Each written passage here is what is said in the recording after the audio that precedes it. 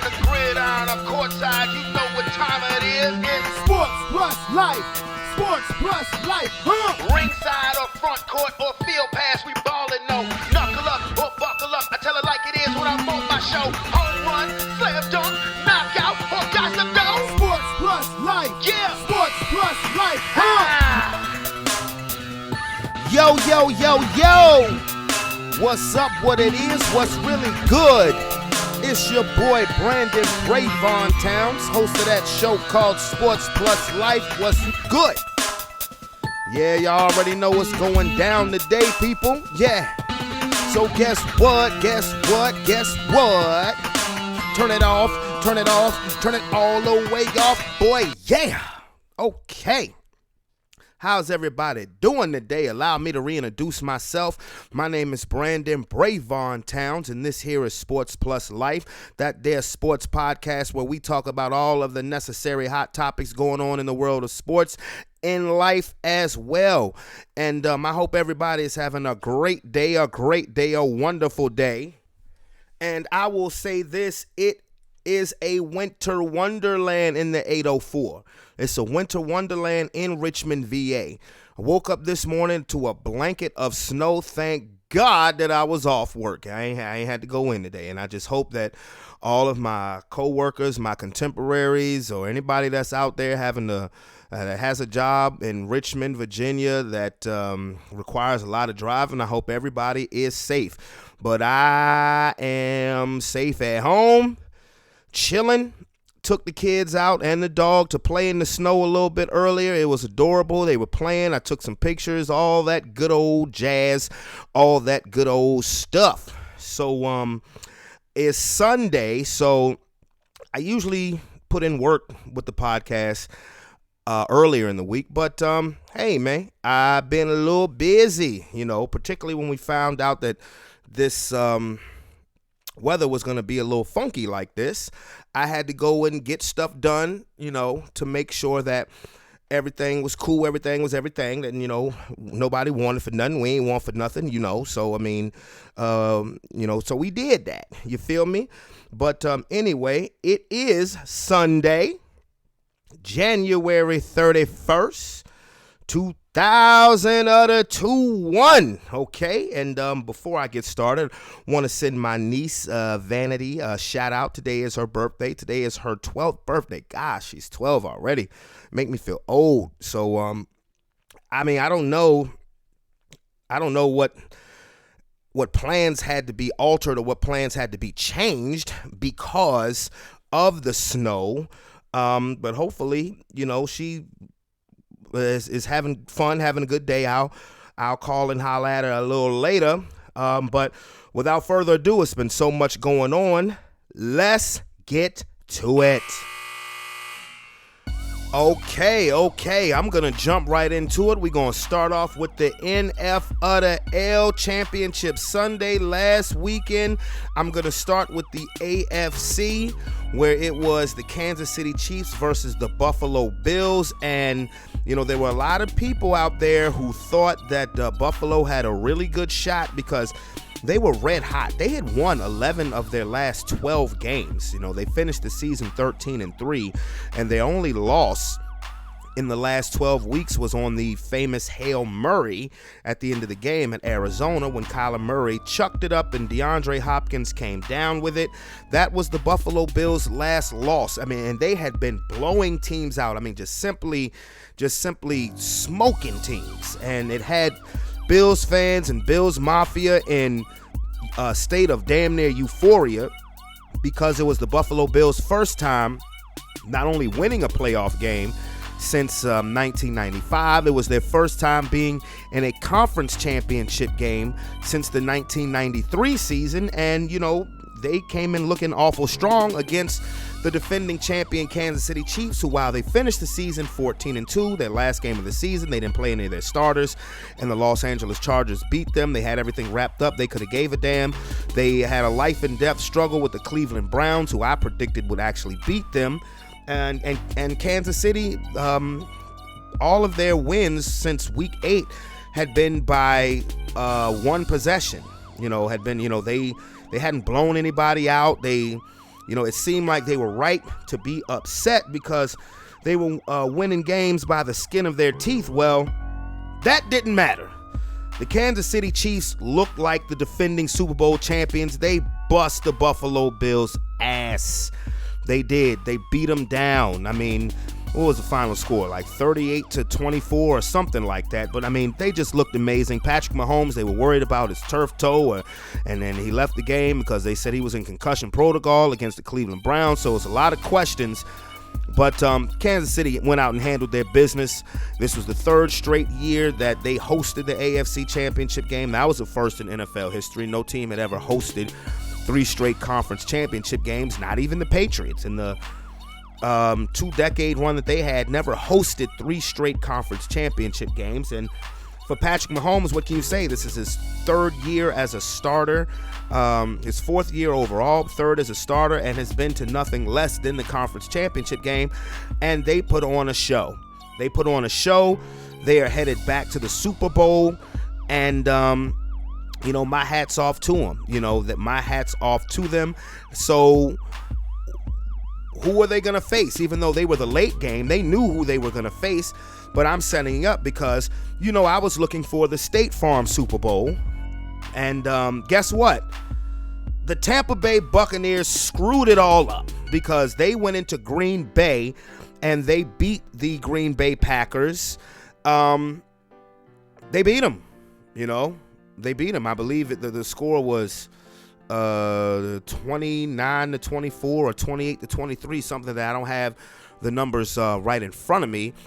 But Tampa Bay got a lead early, and they played lights out in the first half. But Green Bay made a comeback. There's definitely some questionable decisions. They won the game 31-26. It just popped into my head. They won the game 31-26. When it was 31-23, Aaron Rodgers had his team down to about the 8-yard line, looking to score and get a 2-point conversion to tie the game. But on a 3rd down, Aaron Rodgers, who looked like he had a lot of running room, elected not to run, to more or less try to force feed it to Devontae Adams. And he had a lane where if he didn't score, he would have been at least at the 1, maybe 2-yard line.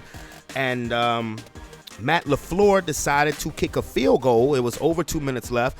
Now, I can kind of understand that thinking because, as much credit that has been lauded to Tom Brady for getting the Bucs to the Super Bowl in his first year. This is his 10th Super Bowl he's going to be appearing in, the first without Bill Belichick. That's all good, but we don't need to gloss over the fact that in the second half of that game, Tom Brady played absolutely terrible. He had 3 interceptions in the second half alone. But give credit to the Bucs defense because out of those 3 interceptions, and it was 3 straight possessions where Tom Brady threw interceptions, the Green Bay Packers could only muster up 6 points. 1 touchdown and a missed 2-point conversion. That was on the first interception. And now the next 2 interceptions, I don't believe Green Bay got a first down. So you got to give Tampa Bay's defense a lot of credit. Have to give credit where credit is due. And, what can you say? I mean, Aaron Rodgers, you lose another conference championship game. This is the first one that was on your home turf. And, you let it slip away. And then he had kind of the melodramatic statements of, everybody's future was up in the air, and it just seemed like he was kind of venting. And then he was kind of doing the passive-aggressive thing that makes, a lot of people, particularly his detractors, see him as a blame-deflecting diva. But, I mean, you just lost. This is the 2nd consecutive year you've been in the NFC Championship game. This time you had everything mapped out perfectly for you. You were 13-3. You were rolling. You had just dismantled the number 1 defense in football, which was the Rams the week before. And you figured it was your time. They hadn't been to a Super Bowl in 10 years.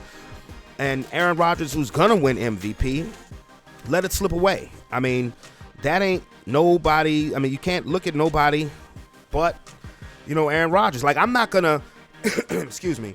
I give all props to Tom Brady for changing the culture in Tampa Bay. Of course, once we realized Tampa Bay was going to the Super Bowl, you already knew everybody was going to kiss Tom Brady's ass. You already knew that. But like I said, I'm not going to gloss over the fact that 3 interceptions in the second half. Now, I will give him props. You went on the road. You beat Washington. You beat New Orleans, and Drew Brees. And you went on the road and you beat Aaron Rodgers in Green Bay. I'm going to give you props, So, but, it's not like Tom Brady was lights out in this game. He was lights out for a half, and but that's all he needed to be because the defense came up and did their thing. But now, let's talk about what's coming up. Now, with Tampa Bay going to the Super Bowl, this will mark the first time in NFL history that the Super Bowl will be that a team will play in their own home stadium for the Super Bowl. The Super Bowl is in Tampa Bay, so this is in effect a home game for the Buccaneers, even though they will be wearing their road white uniforms. And if you follow football the way I follow football, you'll know that teams that have been in the white uniforms have won considerably since the 2000 season. Really, I'll go back to the 98 season. Honestly, I'll go back to the 98 season. My Broncos, it was their second, of back-to-back Super Bowl championships. They wore the white unis. The next year, the St. Louis Rams, the greatest show on turf, they won the Super Bowl. They were in the white unis. The next year, in 2000, the Baltimore Ravens, they were in the white uniform, the road white uniforms. Now, in 2001 and 2002, the Patriots won the Super Bowl. The Patriots won it and wearing the home uniforms. The next year, the Tampa Bay Buccaneers won it in their home uniforms. And then the next year, actually 2003, the Patriots won it again in their home unis. And then pretty much dominated by the white unis.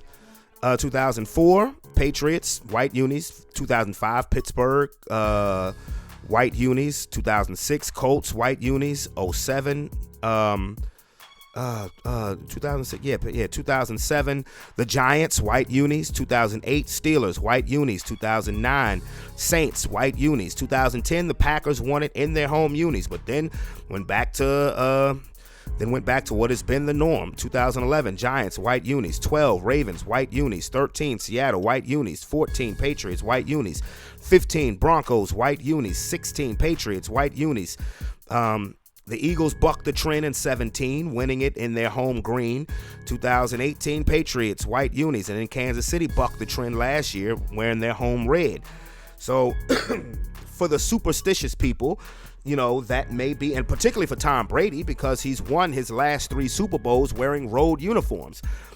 Personally, I don't think that means a damn thing. I'm not going to hold out until this next week to say, hey, this is who I think is going to win the Super Bowl. I believe Kansas City is going to win the Super Bowl. I believe they're going to go back-to-back. I believe it is going to be a good game. Now, me personally, I have nothing against the Tampa Bay Buccaneers organization, but I hope the Kansas City Chiefs kick the shit out of them because I'm sick of Tom Brady. Give him all props in the world for getting to his 10th Super Bowl at age 43. That is a remarkable accomplishment, but as a fan, I am sick of him. I want to see the Kansas City Chiefs repeat. I would like to see Patrick Mahomes get another ring, and I believe they'll win. These two teams played each other in November. The Chiefs won 27-24, kind of a misleading score because the Chiefs just came out and blitzed them in that first half. Tyreek Hill, I believe, had over 200 yards receiving in the first game. Now, of course, coaches are going to make adjustments. Todd Bowles will make adjustments. But Andy Reid and Eric Bieniemy will make adjustments as well to make sure that train doesn't fall short, because the Bucs defense is hot right now, but their Achilles heel is still the defensive secondary. That's still the weak link of this Tampa Bay Buccaneers defense. Now, the Chiefs suffered a huge setback when star left tackle Eric Fisher ruptured his Achilles in the AFC Championship game. That stinks. Now I know the Bucs have a great, front line, but with Patrick Mahomes as your quarterback and those receivers, there's still a track team. You still have to deal with Tyreek Hill. And I'm pretty sure they're going to try to see what they can do about him. But then you still have Travis Kelce. You still have to deal with the speed of McCole Hardman. Sammy Watkins should be playing this Super Bowl. This guy Pringle has emerged. You still got Demarcus Robinson. Darrell Williams has played good in the playoffs at the running back position. You still have Edwards-Helaire. You have Le'Veon Bell. So it's weapons upon weapons upon weapons upon weapons for the Kansas City Chiefs, as it is for the Patriots. Antonio Brown, who didn't play in the NFC Championship game, will be there for the Super Bowl. You got Evans, you got Godwin, you got Gronk, you got Cameron Brate. So I'm looking, like I said, I as a fan would like to see Kansas City beat the shit out of them to shut up some of these ass-kissing Brady sports analysts. But realistically, I see this as being a very close shootout. But I think Kansas City will get the job done. And I will talk about the Super Bowl more in detail on the next podcast that I will do later on in the week before the Super Bowl. But I mean, it's been so many things that's been happening in the NFL that has nothing to do with the Super Bowl. We've had the coaching carousel, and one thing that was a glaring notice is once again the lack of African Americans hired at the head coaching position. We only had one, and that came as a complete shock when the Houston Texans hired David Sully, a 65-year-old African American coach. Shout out to him, his first head coaching gig. I'll get into that in a second because there's a lot to be talked about with the Houston Texans. But you had Robert Saleh, the defensive coordinator from the San Francisco 49ers, getting the head coaching job at the New York Jets. He is of Lebanese descent, but you had a lot of coaching vacancies available. I never really got into that in the previous podcasts. The Philadelphia Eagles, they kind of shockingly fired Doug Peterson, and I don't even remember the guy's name, who they hired as a head coach, but it just made me say, what? So there's a lot to be desired in the city of brotherly love. You had Urban Meyer go to the Jacksonville Jaguars. I don't even know if they interviewed anybody else. You had, like I said, you got a new coach for the Jets. You got a new coach for the Chargers. And you have a new coach for the Atlanta Falcons. All of these guys. But once again, no Eric Bieniemy hired. Leslie Frazier, no hired. No Pep Hamilton. I mean, with the NFL,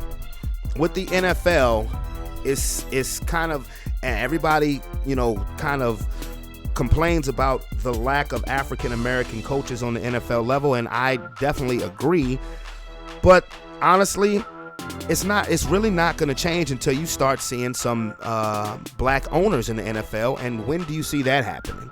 I mean, you have one owner that is of Middle Eastern descent for the Jacksonville Jaguars, and Shad Khan, but you're really not going to see change like talking about it until you start seeing ownerships change. And like I said, good luck with that. Good luck with that.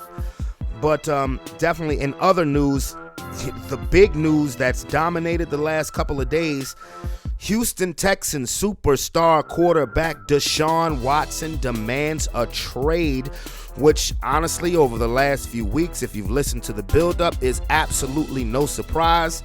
I just want to know, what the hell did the Houston Texans do to make this dude, who they signed to over $100 million contract, $80 million guaranteed money? Deshaun Watson was on the podium crying, saying how happy and grateful he was that the Texans would entrust him to be the face of their franchise, to not even a year later him saying, I got to get the hell away from y'all. I mean think about that. Houston has just, if you're a Houston sports fan, there's a lot of stuff going on in the city of Houston.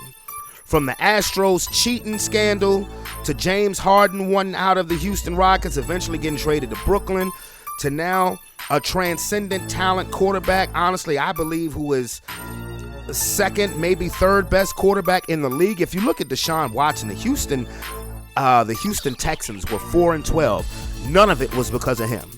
You had Bill O'Brien getting rid of DeAndre Hopkins in a trade that I didn't like, but when I saw the weapons he got back early in the season, I had Houston as my dark horse because I like their four receivers because of the diversity that you could have, with three of them being burners. None of that worked. Houston defense was horrible. They got off to a bad start, and I really attribute it to everything that was going on with COVID-19, no OTAs, no mini camps, no preseason games, and particularly all of those new players that was on Houston that Deshaun Watson had to get used to, but literally had to get used to them during the regular season. But for Deshaun Watson to have to go through all of that, and Bill O'Brien eventually got fired, and Romeo Crennel took over. And if you look at all of that, the numbers that Deshaun Watson put up, I mean, he led the league in passing yards. He led the league in yards per attempt. Deshaun Watson had an MVP season. Think if the Houston Texans finished with the same record in 2020 that they did in 2019, which Houston was in 2019 was 11-5 and won the division. If he finished with those numbers, he legit could have won the MVP. Legit. Or he would be at least a top 2 or 3 candidate. And maybe you put, of course, Aaron Rodgers, Mahomes, and then Deshaun Watson would have been right there. He was phenomenal this season, to the point where at the end of the last game of the season, another close loss, you have J.J. Watt walking off the field apologizing to Deshaun Watson for wasting a year of his career. And then after that, you have Andre Johnson, the greatest receiver in Texans history, and it will still be that for a while because they got rid of Nuke Hopkins. Him coming on Twitter, and a quiet guy who doesn't say much, basically blasting the organization, saying the Texans are known to ruin guy's career, and he needs to stand his ground. So what the hell is going on in Houston in that organization? To me, it harkens back to when their late owner, Bob McNair, referred to the NFL players as prisoners in an asylum. And it's a real kind of almost shut up and dribble mentality that he let off there. And for all we know, now Cal McNair, his son who's now running the franchise, could be implementing that same kind of sentiment that wants Deshaun Watson to get the hell out of Houston. Now, if you watch the press conference from the new head coach, David Sully, he was just as happy can be, and I'm happy for him.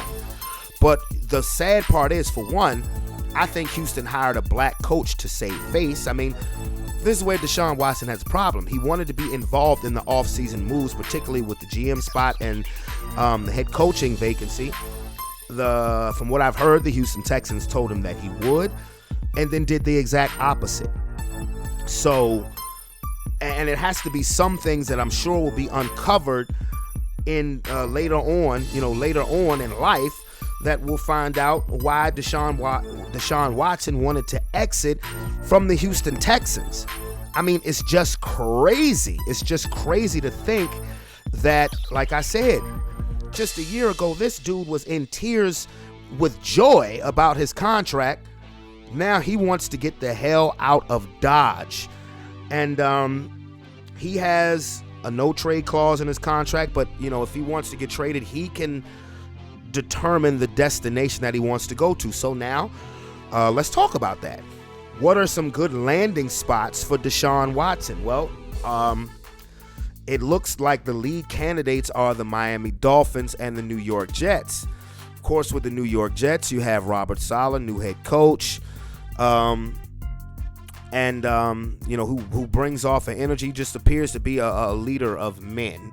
And to me, that's the most important thing about coaching, because I don't believe there's a bad head coach from an X's and O's standpoint in the NFL. I don't believe that. I don't believe that like, even Adam Gase, I believe he knows his X's and O's, but he sucks at being a leader of men. This dude was terrible with the Jets. That he couldn't communicate with his players. He was just a bad choice. I mean, I don't know how the hell he got that gig after Miami. I mean, to me, when you can galvanize a team like a Mike Tomlin, you know what I mean? Like a Mike Tomlin, like a John Gruden, even though Gruden doesn't have outside of a 3-year stretch with the Raiders and Buccaneers. In 2000, the Raiders went to the AFC Championship game. In 2001, they were robbed by the Tuck Rule. I don't give a damn what anybody says. That was a robbery. And then going to Tampa the next year and winning the Super Bowl. Yeah, he made the playoffs in 05 and 07. But, I mean, other than that little stretch, John Gruden has not been an elite coach, but people love playing for him. That's a big difference. Like a Bill Cowher, like Andy Reid, when you can galvanize troops, to me, that's more important than being necessarily an X and O's coach. So he likes that with Robert Saleh. And then Miami, you have Brian Flores, who's proven to be a hell of a coach in Miami, and black head coach, black general manager. So those are the two spots that you heard of the most from Deshaun Watson. But let's play the what if game, because this offseason is going to be crazy. We've already had one crazy move last night. I'm going to get into that in a minute. But if I'm Deshaun Watson, excuse me, if it's not Miami or the Jets, think about the teams that he could go to where he could do some serious damage in the immediate future. You look at New Orleans. Nobody's heard anything from Drew Brees. I think Drew Brees should retire. Drew Brees looks shot. He can't throw the ball more than 20 yards down the field, it appears. You have to bring Taysom Hill and Jameis Winston in to do gadget plays to really actually push the ball downfield. So if I'm Deshaun Watson, wow. I have Sean Payton as my head coach. I have Alvin Kamara. I have Michael Thomas, Emmanuel Sanders, Deontay Harris, Traquan Smith, Jared Cook. A very good defense also. That would be a spot that I would definitely look at. People are talking about the San Francisco 49ers. You have weapons there. Their running game. You have Deebo Samuel, Ayuk. And like I said, their defense, you'd have Kyle Shanahan as your head coach and offensive play caller. That's immediate damage that they could do. I look at a team like Washington, the Washington football team.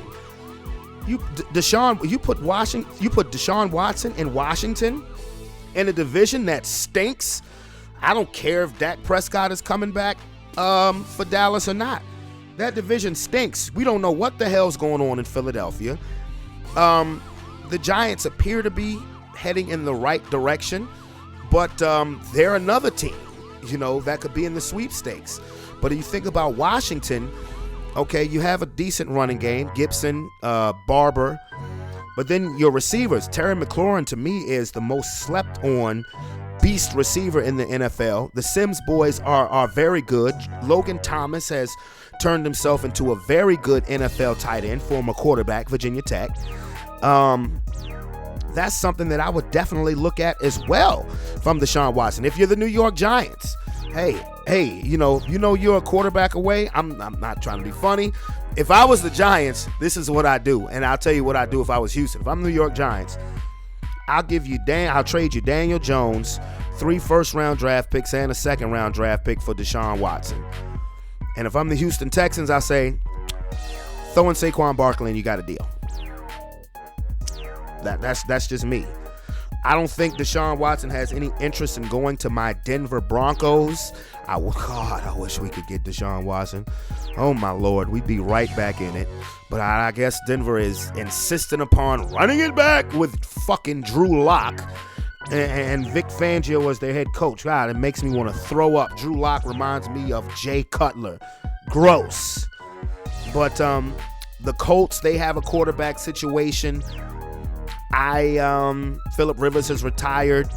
Now that would be, if I'm Deshaun Watson on the petty tip, hell yeah, I'll go to Indianapolis Colts. That way I can kick the Texans' ass twice a year for the next 10 years. I would definitely, do that. This is going to be one of the, if not the biggest trade in the history of the NFL, because you have a great all-pro, transcendent talented quarterback who's 25 years old, who wants to get the hell up out of Dodge.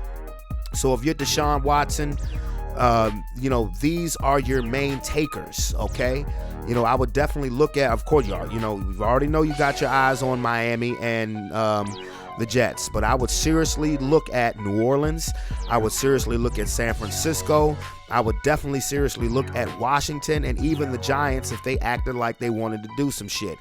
I would look at the shit if I'm the Philadelphia Eagles. Hey, guess what? I will trade you Carson Wentz and Jalen Hurts and 3 first-round draft picks for Deshaun Watson. I'd do it. I would do it. Definitely. Now, honestly, if I'm the Houston Texans, now this is just me. If I'm the Houston Texans, there ain't no way in hell I'm trading Deshaun Watson. I'm doing whatever I have to do to smooth this over. I mean, honestly, if I ran afoul by Deshaun by not, valuing his opinion or keeping him involved in the loop when it comes to the hiring process for front office and who he wants to coach him, hey, I would just apologize and say that will not happen in the future. I will put it in writing. If it's any civil rights, civil justice causes that Deshaun Watson wants you to make contributions to, I would do it. There is no way in hell I'm trading Deshaun Watson. But if he's hell bent on getting traded, somebody will make Houston an offer that they simply cannot refuse. Here's another offer that I would make if I was Houston, I would reach out and do. Now, I don't know if this would happen, but if I'm Houston, I'm calling Jacksonville and I'm saying, yo, we'll trade you Deshaun Watson for the number 1 overall pick in this year's draft and 2 more future first-round picks, because with the number 1 draft pick, they're going to draft Trevor Lawrence. Everybody's saying that Trevor Lawrence is going to be number 1 overall pick. They've been saying that for the last 2 years. So if I'm Houston, okay, Deshaun doesn't want to be here, but we can still end up with our quarterback of the future. So you get Trevor, and then on with Jacksonville, if I'm Urban Meyer, well, you know what? I would be getting a quarterback who's already proven, and he's only 25 years old. So that's a win-win for both teams if you look at it like that. You have Houston, they can draft Trevor Lawrence. Then you have more first-round draft capital so you can build around him. And then if you're Jacksonville, you have loads and loads of cap space. And if you have Deshaun Watson, you can build. It's still, if you're Deshaun Watson, it's still Florida, still no state taxes. So you could still come off very, very, very pretty. But that's just me. Now, the other news, then this was breaking news last night. We knew that the Detroit Lions and Matthew Stafford had both agreed mutually to part ways. Matthew Stafford has been with the Lions for 12 seasons. Going to making the playoffs 3 times but never winning a game, but they mutually agreed to part ways. And a trade has been agreed in principle to send Matthew Stafford to the Los Angeles Rams for Jared Goff and multiple draft picks, a 3rd-round draft pick in this year's draft and a 1st-round draft pick in 2022 and 2023. So, I'm trying to figure out who really wins that trade, and I tell you why. Because you look at it, you have to look at this from both ways.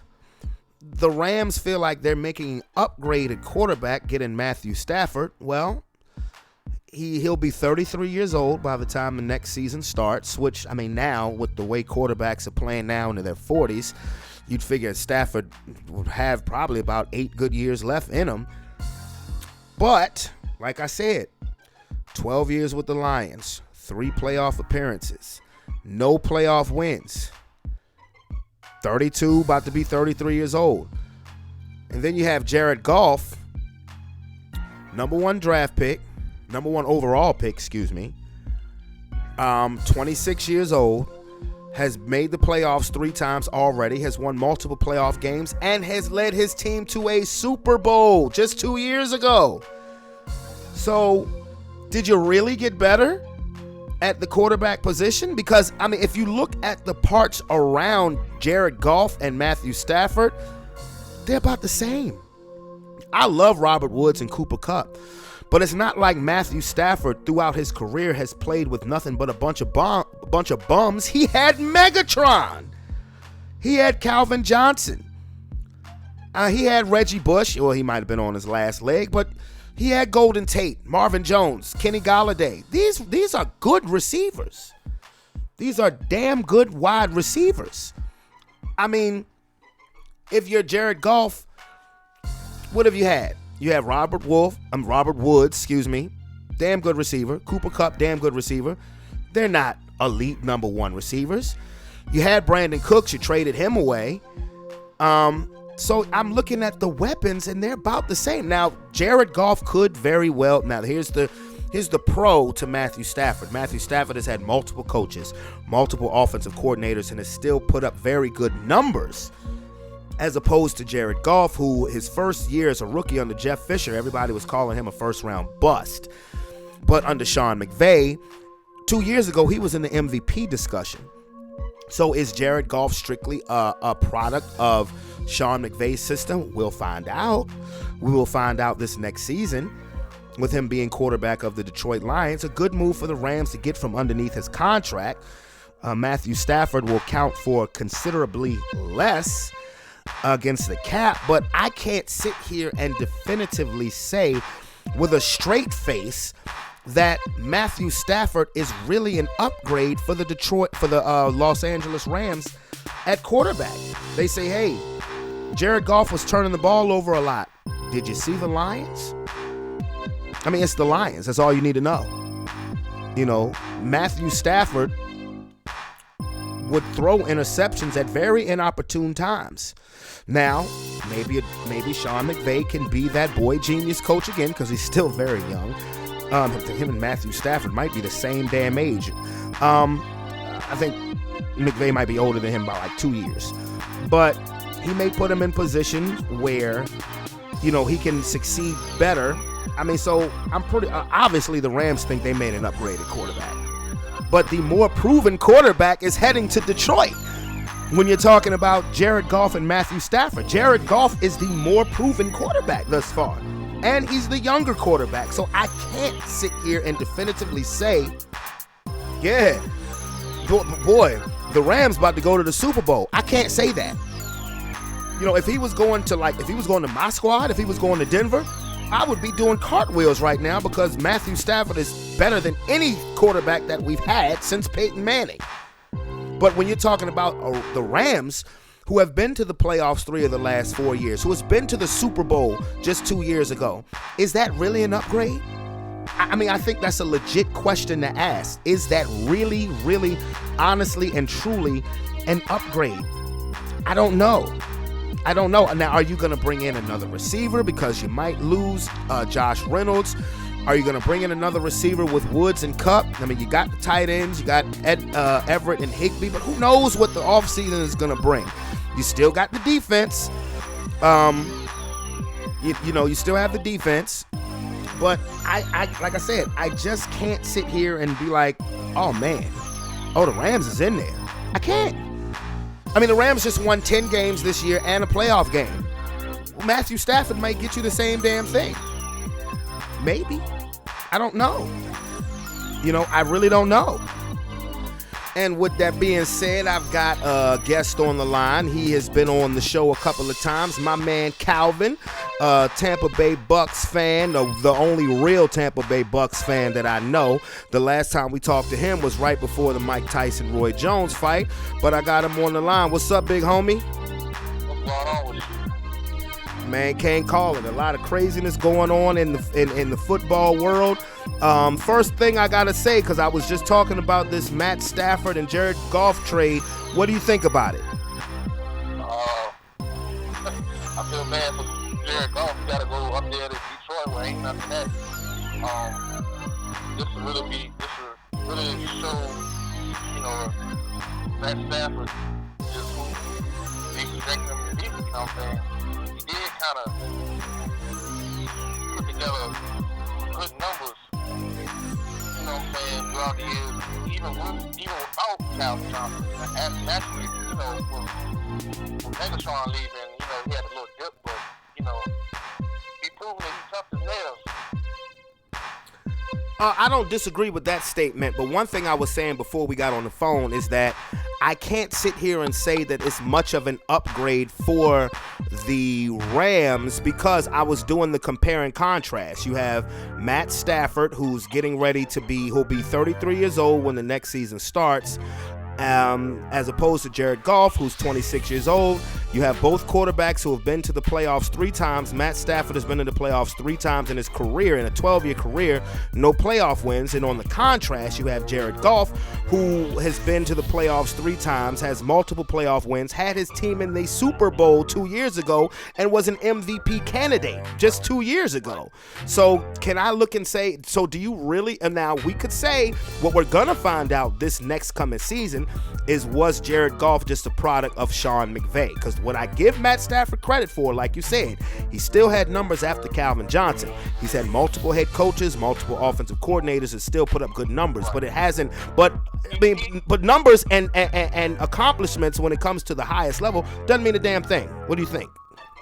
Well, he's in a situation that most first overall picks that we've seen with those same situations, like they'll be out the league and like they'd have been off their team and then out the league in like 2 or 3 years. You know what I'm saying? Mm-hmm.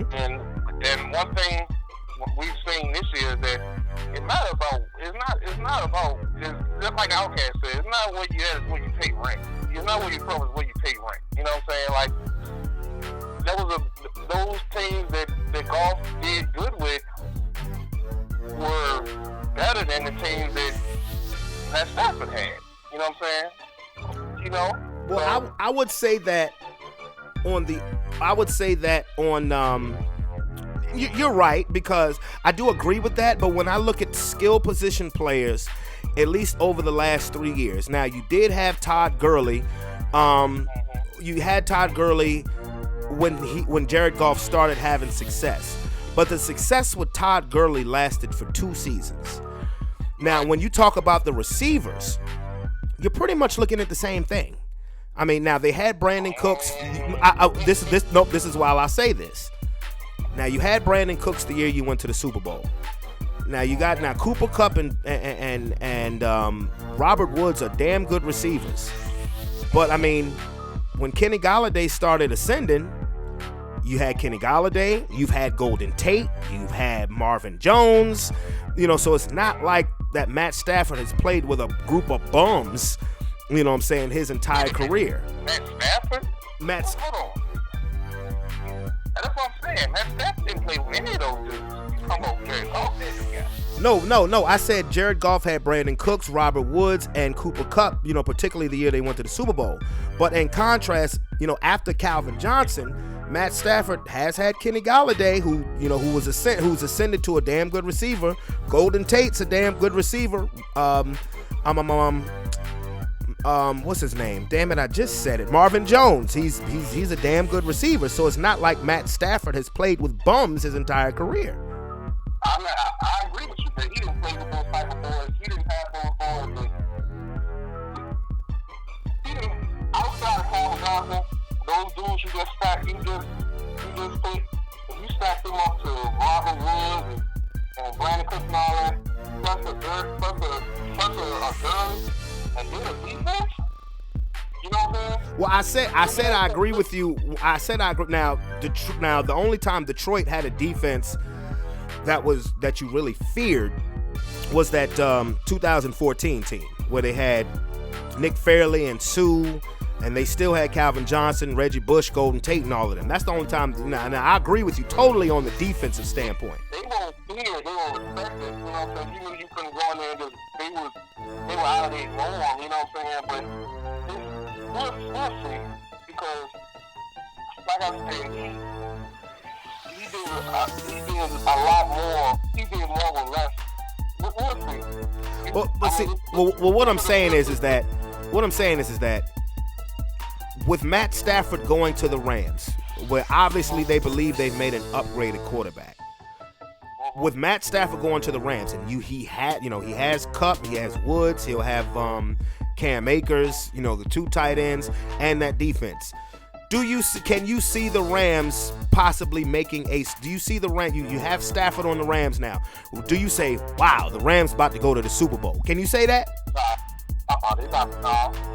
Exactly. Like let's say now, what if you put Deshaun Watson on the Rams? What are you saying then? You said put Deshaun Watson on the Rams? Yeah. Yeah, that's a serious upgrade. You know what I'm saying? Super Bowl, no, I can see the Rams. They made the playoffs with Goff, so they're gonna make them with Stafford. You know what I'm saying? But you know, that's what we talking about. If this was a 50, already drunk. You talking about, you know what I'm saying? Deshaun Watson. I seen. Let me tell you something. I watched it not this year, but last year. Went to what's his name from Buffalo? Josh Allen. He made some stupid plays, but he made some great plays too. He did. Deshaun Watson made some. Woo! He's a good dude. You know what I'm saying? He's a good player. Like that's a whole nother story. That's a tragedy in the country. Houston, man, they had a squad, man. Like they drafted good. I don't know what the fuck going on. They kind of remind me of how the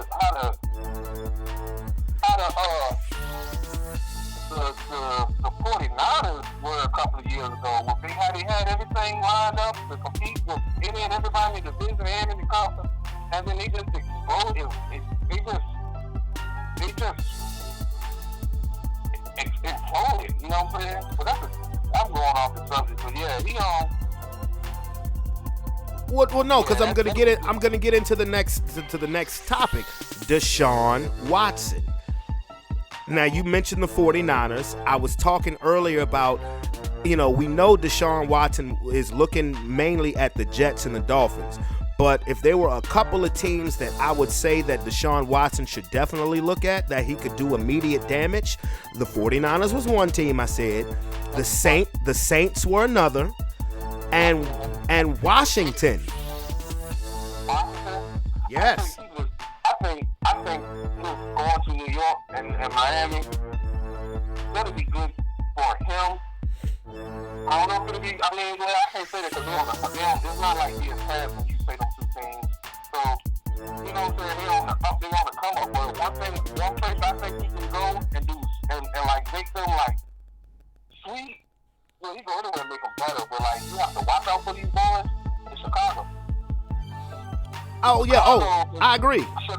Chicago has had for the last, cause I ain't gonna lie, I play bad, so I be looking at these rosters like Chicago is a quarterback away, especially 2 years. I don't know what they do now, and I don't know, you know what I'm saying, but they had good defense, man. You got your good defense. All you need is somebody who's gonna take care of your chicken. You know what I'm saying? Who's gonna not put the ball like Stafford, not put the church's money on the ground. You know what I'm saying? And I think Chicago. I would love to see him in Chicago. Now, I've heard Chicago, and while I don't disagree, if I'm Deshaun Watson, you look at Chicago like, well, damn, you had a chance to draft me. In the 2017 draft, you moved up to the second pick overall to take Mitchell fucking Trubisky over me. I had just won a national championship. You know what I mean? Again, Apple is on. You can't put shit back in the donkey. You know what I'm saying? You trying to win. You know what I'm saying? Everybody was packing the home with. You know what I'm saying? Everybody looked back. Well, yeah. Well, if you put Deshaun Watson on Chicago, I agree with you. Instant Super Bowl contender. Instant. Yeah, they just on a lot of people. That's ooh. I would love to see them go to Chicago. But what if Houston says, what if Chicago calls Houston and says, yeah, we want to get Deshaun Watson? What if Houston says, okay, well, we want Khalil Mack and 3 first-rounders in that trade? I don't know. That might be off the table. If you be better off, if you Chicago, you be like, well, thank you for your time.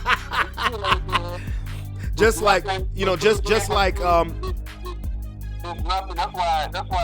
That's why New York seems so good because they have something they can give them. You know what I'm saying? They can give them the draft picks. You know what I'm saying? Sam Darnold. You can give them Sam Darnold. You know what I'm saying? Same thing with Miami. You can give them the draft picks and you can give them Tua. Yeah. But just like, when I was just like with Washington, I was just on the phone with Sean. I wasn't on the podcast, but I was on the phone with Sean, and Sean was like, okay, you if you Houston and Washington wants him, you either giving him Chase Young or Montez Sweat. I said, there's no way in hell they're giving him Chase Young.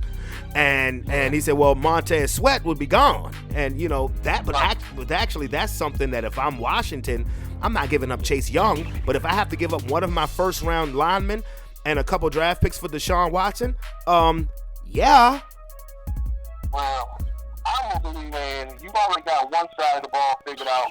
No complication. You know what I'm saying? Because he's not gonna be a small ball. He'll be an upgrade. He will be great medication. But he won't be the cure. You know what I'm saying? He ain't talking about like a basketball home. You know what I'm saying? I wouldn't give him I wouldn't do it. Just the same way like in Chicago, I wouldn't give him Khalil Mack. You crazy? Get out of here. I mean, but who has some? I mean, what do they need? Because for Houston, they're gonna be rebuilding forever. You know what I'm saying? Like forever. Well, not necessarily. Go ahead. If they say they want Khalil Mack, they might have to throw J.J. Watt in there, and you know what I'm saying? That could work. You know. Well, let me give you another scenario that could work. What if Houston calls Jacksonville and says, hey, we'll trade you Deshaun Watson for the number 1 overall pick this year and 2 first-rounders next year? Now, you're talking about a win-win for both situations, because if Jacksonville trades the number 1 pick for Deshaun Watson, Houston is going to draft Trevor Lawrence. So they already feel like they'll have their quarterback of the future in Houston. And then Jacksonville, what you're getting with Deshaun Watson. Trevor Lawrence could flop. I'm not trying to be funny. But with Deshaun Watson, you know what you're getting. You still have a ton of cap space, but that at its surface point would seem like a win-win for both teams. What you think about that? I don't think they'll trade him in the division. Sometimes when these superstars, organizations break up, it's personal. It's personal, and they don't like to see you in the same division. Every time a superstar has special quarterbacks have wanted out or went somewhere, they traded them to somewhere where they don't think they're going to do as good. Well, remember, the Eagles traded Donovan McNabb to Washington. Yeah, but Washington, look how sorry Washington was. They really wasn't going to make an impact. You know what I'm saying? And it's not like they traded him because he's disgruntled or he was a distraction. They didn't believe in his play. So it's one thing when you don't believe in his play, you trade him anywhere. Like, he's not going to come back. But that's crazy. They traded him a year after they finished 11-5, and the year before that had went to the NFC Championship game. You remember all that talk was leading up to that, how they was going to move on and da-da-da-da. They didn't believe he could. Bottom line, they traded him because they didn't believe he could play. Ooh. Houston knows this cat can play because they just gave him all that money. They're not about to let him come back and beat up on them twice a year. You know what I'm saying? Even if it is on a squad that may not, they're not going to do that. I don't think they're doing that. I could be wrong. Okay, well, the last thing I want to say is congratulations. Your Tampa Bay Buccaneers are in the Super Bowl. So what do you, just your opinion? It's closer than everybody think. I know they think they just going to, smash them out. They're doing everybody like that. But, a couple of things in our favor. Number one, the offensive line is fucked up. You know what I'm saying? And I don't know if anybody this year that has actually, tried to come at this dude, you know what I'm saying? Because, buy into it, like, this is what we gonna do, you know what I'm saying? And I feel like we are one of the fastest teams on defense collectively that, you can kind of play that, you got team speed. You know what I'm saying? You can pass off a little bit, almost like a basketball. You know what I'm saying? Like when you switch. You know what I'm saying? When you switch off dudes and all that. Well, you know what I'm saying? I believe you can do that in the NFL too. If you got collective team speed. I think that if we make enough noise and move our feet, and put some pressure on him, and don't let him launch back and just throw these 80-yard balls to this American crackhead that's running up and down the field. You know what I'm saying? You know, because, I mean, whatever choice you have, I mean, you can't just let him just throw it, you know what I'm saying? Like, I feel like, you know, he's doing his thing, but he's not the type of dude that's going to take the ball from you. He's always thinking he's wide open. He's wide open, you know what I'm saying? Like, you think just let them just sit back there and just watch that shit like that. We got to be able to bring pressure. Bottom line, pressure both sides. We have to be able to generate pressure. Dia is back, you know what I'm saying? He didn't play that first game, you know what I'm saying? He's healthy, he's fresh, hopefully he can cause the middle, you know what I'm saying? That's our thing. And hopefully in my heart of hearts, hopefully wishing on the top, you know what I'm saying? You know, Bill Belichick and Tom Brady had a conversation like, look, this is what y'all should do. You know what I'm saying? Like, call his little buddy up like, you know, this is what y'all should do, you know what I'm saying? Because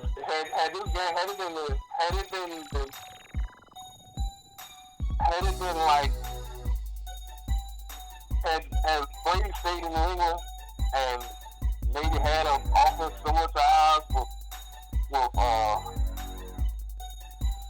some weapons, I think if they would have met the Chiefs in the playoffs, it wouldn't have been no slaughter, you know what I'm saying? Because Belichick, say what you want about this season and all that, you know what I'm saying, blah, blah. If the Lakers weren't good enough for Tom Brady, they're not going to be good enough for the next guy either.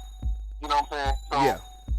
One thing about Belichick, you know what I'm saying, when it comes to that defense shit, you do that shit. You forget who you are. We forget who we talk to. You know what I'm saying? Oh, yeah. We forget who you play with. You know what I'm saying? So, it's more than one way to skin a cat. You know what I'm saying? Anybody can be beat. You know what I'm saying? That's my thing. We got to get pressure. Well, I happen to think that this may be the game, you know, because everybody is, you know, riding Tom Brady dick because he didn't made it to the Super Bowl his first year with Tampa Bay. Earlier in the podcast, I was saying I'm not going to totally gloss over the fact that in the second half of that NFC Championship game, he played like trash. The defense is what really got them to the Super Bowl. But this may be the game where Brady misses Belichick, because Belichick, even this year when they played with Brian Hoyer because Cam had COVID, gave Kansas City's offense some serious problems. Now, I think realistically, I think that it's going to be a shootout. I do. You know, realistically, I think it's going to be a shootout. I don't know how much. I understand what you're saying about pressure, but I'm thinking about the quarterback who you're dealing with now. I don't know if that's going to make that much of a difference to Patrick Mahomes, particularly with the weapons that he has. But on y'all end, y'all got weapons too. Kansas City's defense ain't no, they ain't the Rams defense. They're not the Saints defense. You know what I'm saying? You know, so points will be scored. You know, Antonio Brown didn't play in the NFC Championship game. He'll be back for this one. You know, so I think it's going to be a shootout. I see this game in the high 30s. I wouldn't be surprised if the damn game went to overtime, personally.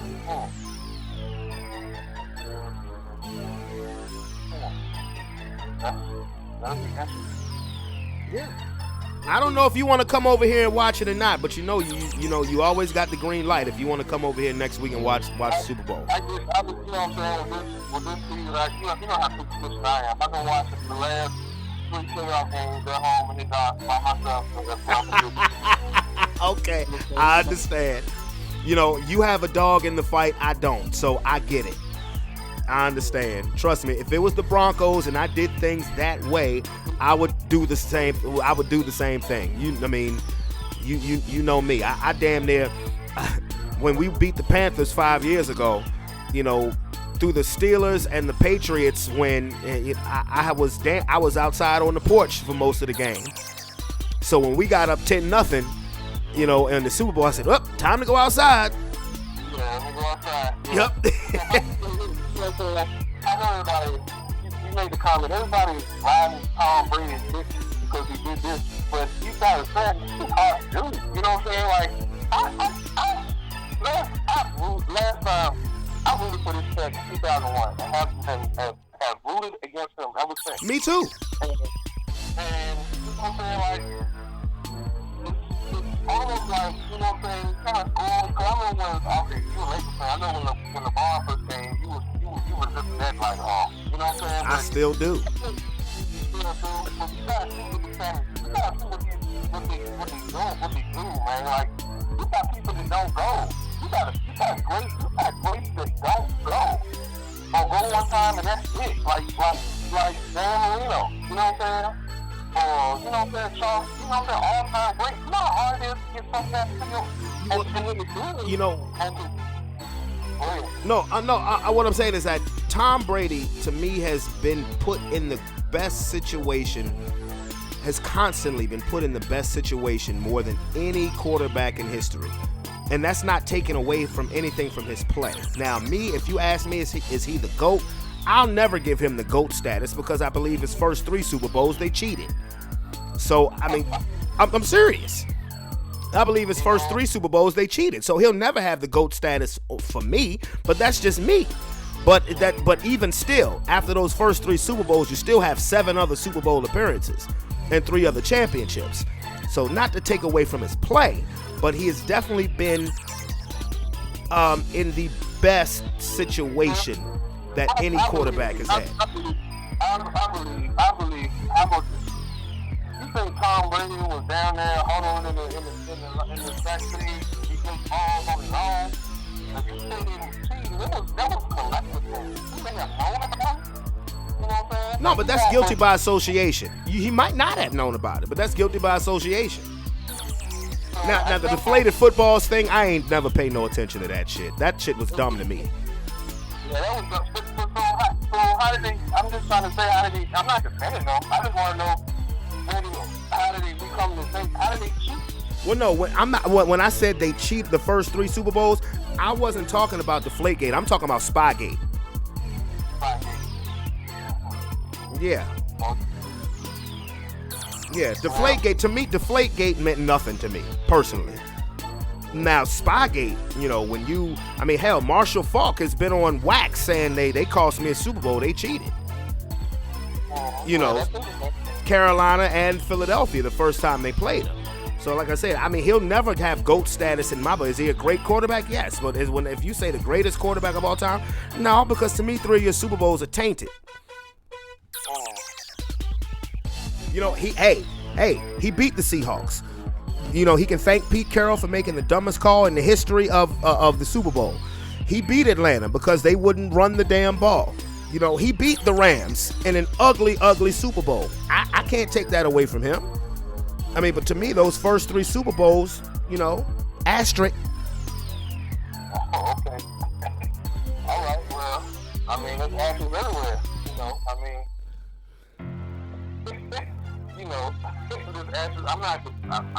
I'm not, what about y'all last Super Bowl? If it weren't for the basketball report, those people would have beat y'all. Who? The 98 Vikings. They would have beat the shit out y'all. That wasn't our last Super Bowl. Our last Super Bowl was 2015. I'm sorry. I'm in Airways last Super Bowl. Now, what about this again? Because now you're going to get my blood boiling. Say that again. The Vikings saw y'all instead of the Falcons, who were like, I don't know how they got there, but if the Vikings had got there, we would have beat them. And it was evident, and I know you got this shit on tape.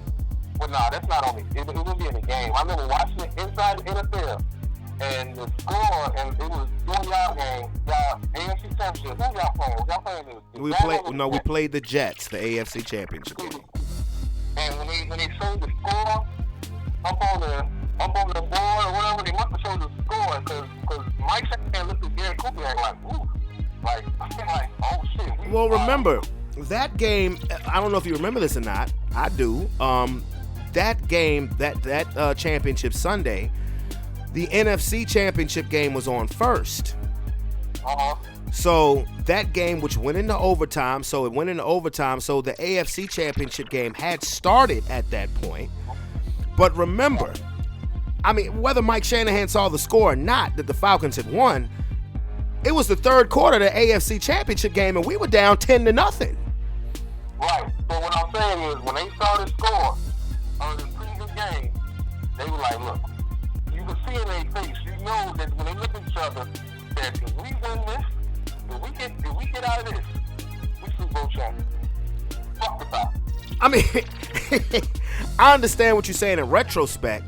Now, mind you, I can go back in time to 1998. I wanted the Minnesota Vikings to make the Super Bowl. I promise you I did. But you're talking about a Vikings team that was 15-1. The Falcons were 14-2. We were 14-2. So you're talking about three teams that dominated, the league, that dominated the league. And you may not believe me when I say I wanted the Minnesota Vikings. I'll tell you a backstory. The reason why I wanted to play the Vikings is because I was in chorus. One of the seniors in my chorus class was a diehard Vikings fan, and he talked shit the whole season. And we started off that season 13-0. So when we finished 14-2, hey, we 15-1. You can't stop us. I'm like, all right. Only thing I said to him was, get there. We'll be waiting. Get there. We'll be waiting. I remember coming to school that next day after the Vikings had lost. He couldn't say 2 words to me. I was just like, what happened? I'll tell you why we would have won. I'll tell you why we would have won. Because, one, this is what the Falcons figured out. The basis of the Vikings offense, the explosiveness was chucking it down deep to Randy Moss. What did the Vikings do after the first quarter? I mean, what did the Falcons do after the first quarter of that game? They took that away. Our defense was better than the Falcons, so we would have contained Robert Smith. So, I mean, also, Randall Cunningham could have chucked it down to Randy Moss all he wanted. Ray Crockett would have been on him, and who would have been waiting for him would have been Steve Atwater. And then on top of that, the Vikings defense was not that good. They were opportunistic, but they were not that good. Terrell Davis would have had another Super Bowl MVP. He rushed for 100 against the Falcons. He rushed for over 100. But that Falcons defense had Jesse Tuggle, Cornelius Bennett, Lester Archambault, Chuck Smith. Man, let me tell you something. Absolutely they were. Absolutely. Ray Buchanan was an all-pro. Eugene Robinson was an all-pro. Jesse Tuggle was an all-pro. Cornelius Bennett was a Pro Bowler. Chuck Smith was a Pro Bowler. Archambault was a Pro Bowler. So, like I said, Terrell would have got another Super Bowl MVP had we played the Vikings, and Terrell would have had ball control where the Vikings offense wouldn't have seen the field like that. I'd take that back. It would have been a better game. It would have been it would have made for a much better game. I think they would have competed a lot better than you give them credit for. I'm not saying that they wouldn't have competed, and I'm not saying that we would have blown them out the way we blew the Falcons out, but we would have won at least by 2 possessions. I truly, and when I say even if 2 possessions is just 9 points, you know what I'm saying? I firmly, because we were the most complete football team in the league. We were from top to bottom. We had the best O-line. We didn't have the best defense, but we have an effective enough defense. Like, you look at that playoff run, we killed everybody in the play. We had no close games. The closest was the Jets leading us 10-0 in the second half, and then we took off on them. We went the fuck off on them. That was the closest. We beat Miami 38-3. We destroyed the Falcons in the Super Bowl. We were the best. We were the best team, from top to bottom in the league that year. Yeah, the Vikings, they were 15-1, but they were putting up 40, 50 points a game. But what was being lost on it, their defense was giving up over 30 points a game. But everybody was so infatuated with this new rookie named Randy Moss, alongside with his future Hall of Famer, Chris Carter. Huh? No, with good reason.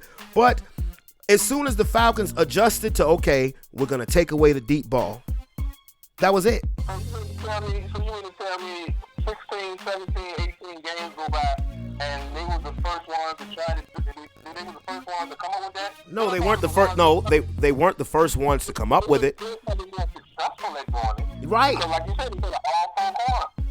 Right. That's all you need. They're not the first team to come up with it, but they had the personnel to do it. Okay. Okay. All right. Boy, you love taking me back, bro. You love taking me back. This is black dude down the pack. You know what I'm saying? Like, so you just gave me the rundown on the Falcons defense and how they had the all-four corner and they had these people who won't slouch it. Let me ask you this, unbiasedly, was their defense better than y'all defense? Was the Falcons defense better than our defense? Yeah. Well, you saw it in the Super Bowl. No. You got a chance. We'll never know what would have happened. We'll never know what would have happened had Denver and Minnesota played in that Super Bowl. We saw what happened when Denver played Atlanta. Okay. Yeah, okay. All right. That was an easy one right there. Was Denver's defense better than Atlanta? You saw it for yourself. we had 3 picks. You know, we we had 3 picks, multiple sacks. I mean, what the fourth quarter we was up 34-3. That answers your question. That was the only big one. Like I said, it was put me off. I wanted to see them play. I wanted to see them play y'all. I wanted to see that Super Bowl then. Look, it's been 22 years. We all wanted to see that Super Bowl. But you know what? If the Vikings were who, I'm gonna quote the coach, I'm gonna quote Denny Green. If the Vikings who we thought they were, they would have gotten there. And then we would have found out. But they weren't. So it is what it is. Just like 2 years later, when they got to the NFC Championship game against the Giants. Everybody said, oh, yeah, no. Giants got a great defense, but you ain't stopping Culpepper to Moss or Culpepper to Carter. They ain't score. They didn't score that game. Well, the Vikings, one thing they prove throughout history, whether they win or they lose, the best team don't always win. Because they can win some shit they want supposed to win, they can lose some shit they want supposed to win. I mean, they prove that. They prove it on like the grandest of stage. Well, you know what I'm saying? and see, in a sport like the NFL and college basketball, that's what you just said is very true. And it, especially with football, it's that age-old term that we love to use, any given Sunday. I mean, if the best team always won, then Tom Brady wouldn't have won his first Super Bowl because the Rams were head and shoulders a better team than them. I mean, it just had, or the Giants wouldn't have beaten the Patriots both times. Well, actually, the second Super Bowl in 2011, I actually thought the Giants were better than them. I did. Well, that's probably them being there and doing it already. You know what I'm saying? Yeah. But that 2011 Super Bowl, you remember? I was telling you, Eli, this motherfucker's too clutch. At that point in time in his career. I had a homeboy that was a Giants fan. He said, every time Eli gets that hook, that stupid ass hook. He has 2 stupid looks. You know what I'm saying? Different. One of them is when that jaw look, when he look him and his mouth wide open, yeah, y'all, they done lost. But when you got that other dumb ass look, you gotta make it happen. So yeah, man, I hope I look forward to this game. The confusion, you know what I'm saying? Like everything, you know what I'm saying? It ain't gonna be a wash, you know what I'm saying? But you saying it's a shootout, and if it is, I think that means we ain't getting blown the fuck out, you know what I'm saying? Right, yeah. Because I'll say this: if this game starts like the last game where Kansas City was up 17-0. If Kansas City jumps out to a 17-0 lead, it's over. because they're not going to take their foot off the gas like they did last time. I'm going to tell you that right now. If Kansas City jumps out to a 3-possession lead, it's over. I don't give a damn if you got Tom Brady on the other side. The Chiefs ain't going to pull no Atlanta Falcons shit. I'm telling you that right now. And the weakness of y'all defense is y'all secondary. I don't think this is going to happen. I don't think that's going to happen. You know, because, and I think the benefit from that is the fact that y'all played them this season. So y'all can be on the lookout for that. But that's the only thing I'm saying. If the Chiefs jump out to a 3-possession lead, bruh, just walk out of your dark room and just come on over to the crib and let's get drunk. I will see. I'm going to call you too. Because if it's 21-0 Kansas City, I'm going to just say, come on over, bruh. I got a bottle for you. That'll be a early night. But anyway, bro, I said 5 minutes of your time and I done took up 40. So anyway, when I post this, I'll tag you in it and I'll text message it to you, all right? All right, man. All right, bro, I'm going to get at you. All right. Give the kids my love now. Yes, sir. Yes, sir. All right. All right. Ah, my man Calvin, the truest Tampa Bay Bucs fan I know. And I'm being real with you. All of these out-of-the-closet Buck fans or Brady Dick Riders, you ain't as real as my nigga right there. I'm going to tell you that right now. But before we exit, I want to talk about something.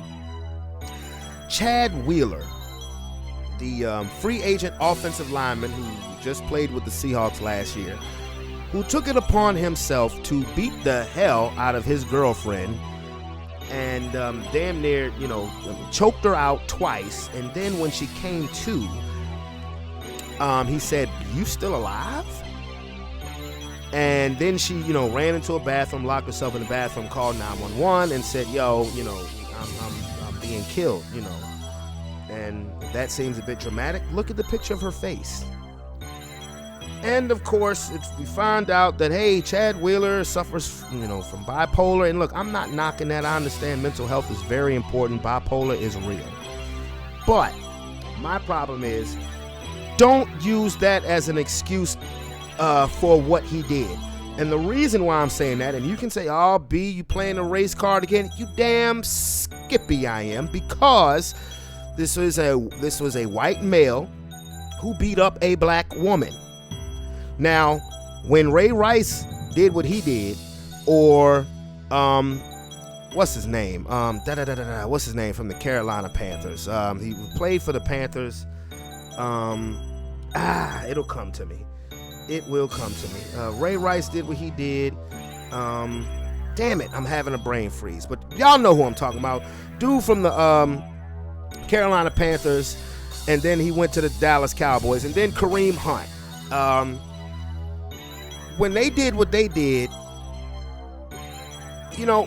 there was no excuse. They wasn't saying, "Oh, well, he might be bipolar or he might have something mentally wrong with him." They were just deemed as bad people, They were just deemed as bad people. And I don't want to hear this excuse for this guy. Okay, I'm not saying that bipolar ain't real, but just because you bipolar, that doesn't mean that you do that. And then keep this in mind, because he asked her to bow to him and she wouldn't do it. So you beat her within an inch of her life. And then when she comes to, he's sitting there eating food, drinking a smoothie, telling him, "Oh, you're still alive." So for all we know, he could have been thinking about what is he going to do with the body. Greg Hardy. I knew it was going to come to me. Greg Hardy, guy from the Panthers. When they did what they did, they were just seen as bad people. Mind you, these are black guys. Oh, no. But now Chad Wheeler, oh, well, he had bipolar. I don't want to hear that shit. If I'm a family member of the victim, I don't want to hear that shit. I don't give a fuck about your bipolar syndrome. All I know is if I'm a family member of that girl, and I hope she recovers. God, I'm just glad she's alive. But if I'm a family member of hers, oh, bruh, I'm waiting for your ass. I'm being dead serious. I don't care what your mental health criteria is. Because bottom line is, you don't do that. You don't do that's unacceptable. He needs to get help. Yes, he needs to get help. But he needs to get help while he's in jail. If I'm that girl's father, I'm locked and loaded. If I'm that girl's brother, mother, sister, cousin, grandparent, I'm locked and loaded and coming for his ass.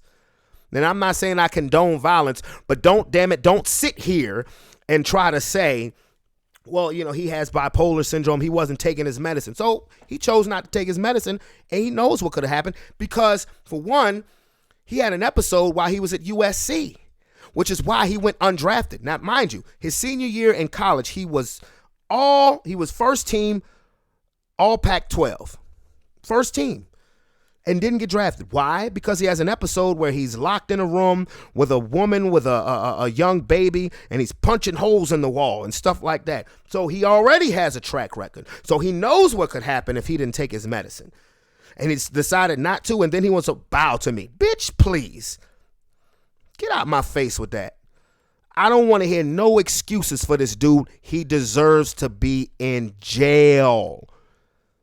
That's where he deserves to be. And he told us, I'm walking away from football to seek help. Ain't want nobody signing your ass after this. You could have walked. You could have said, I'm just going to, hopefully I can pursue my professional career. Nobody was signing you after this. Kick rocks. Get help. Get help. But you deserve to be in prison. That's all I'm going to say about that. And with that being said, with a buzzer. Oh, man, got to give props to the NFL for finishing the season without having to cancel any games. There were no fans in most of the stadiums, but definitely got to give them props for that. But, yeah, this is, I didn't talk any NBA because there's really not much to talk about, especially with, the Super Bowl coming up. I mean, the Lakers had a couple of back-to-back losses, and then they won last night against the Celtics. Wasn't much to talk about on that front, but I just hope everybody is safe. I hope everybody stays warm. It's your boy, Brandon Brevon Towns. This is another episode of Sports Plus Life. If you are not a subscriber, definitely hit that subscription button and become part of the Sports Plus Life family. Definitely like to shout out my boy Calvin, Big C, for taking the time to holler at your boy, talk some football knowledge. I love talking sports with him because he always likes to take me back to a point in time where I have to go into my mental library and do some sports homework and make sure that I still got it. But anyway, it's your boy, Brandon Brevon Towns. I'm out this buh. I'll get at y'all soon. Peace.